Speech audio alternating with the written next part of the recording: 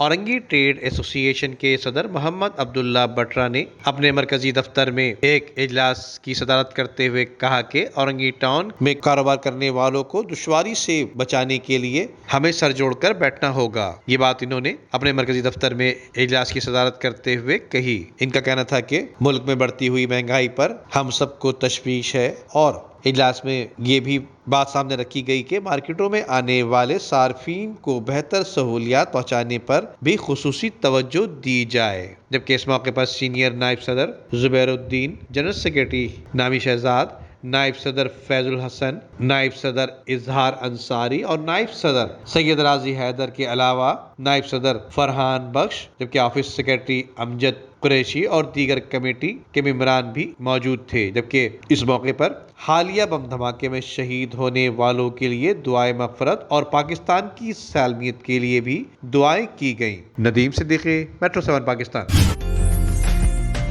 عمدہ میں پکائیں اور جی بھر کے کھائیں۔